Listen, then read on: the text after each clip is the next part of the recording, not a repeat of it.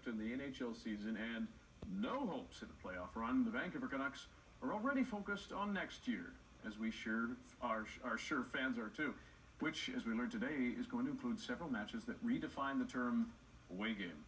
Here's Kopitar, wrist shot, scores!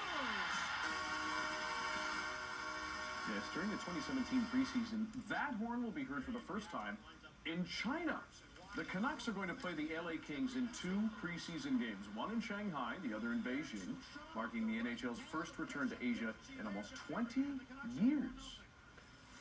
For more on the NHL's venture into China, we're joined by Nate Leslie, a hockey and sport development expert.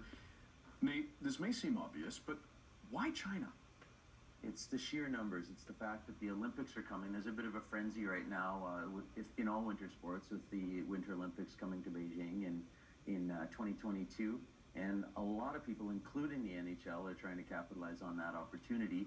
There's 1 billion people there, or over 1 billion, and I've recently heard the president saying that he would like 300 million people in skates in the next few years as part of a development initiative increasing health and wellness in the country. He's trying to move them to more of a well-balanced society where sport and recreation play a larger part, and then naturally through other opportunities developing sport and recreation from a commercial standpoint. So the sheer numbers, it's obvious when you look at it that way. And I guess and this may also seem obvious, but Vancouver and LA, is it just because of their coastal cities? Why do you think that? I think it's a great direct link. I'm going to be there next month, actually, and it's a 10-hour quick flight. So the logistics and the geography of that, where these are sort of the landing points for Canada and the United States from Asia, makes that a logical back and forth. Let's say one day there is an NHL team in China, which has been a goal of the NHL, I believe. The KHL has beat them to that. They have a team now in Beijing, but just the logistics of getting people back and forth is significant. So that I think they want their West Coast teams, one Canada and one American, to obviously capture the hearts and minds of the Chinese people. You spend a lot of time over there. What will it take to win NHL fans in China? Well, it's really interesting. I was there last year when the Montreal Canadiens alumni was going there, maybe at the behest of the NHL, because it hadn't all been solidified, the rights and the logo and the copyright and all those things that I'm far from an expert in. But it was an interesting time then to see the NHL perspective, thinking that, hey, we'll just come and everyone will be waiting there for us. But as a friend's wife who's Chinese once told me, it's hard to change 5,000 years of culture.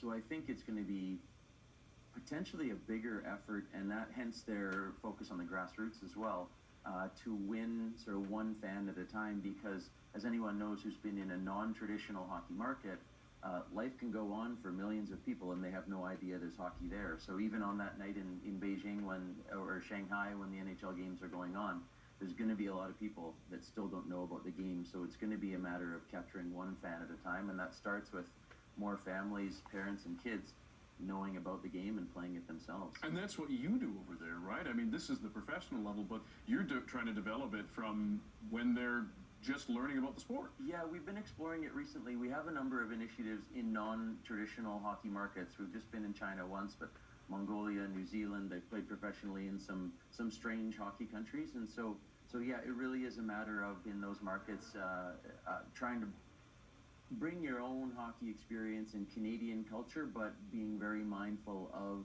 the intercultural differences as well. So it's, yeah, what we've been trying to do in some fun and interesting places is win them over one at a time as well. Well, it's going to be an interesting sport and essentially a trade mission. Nate Leslie, thanks so much for joining us. My pleasure. Thanks for having me.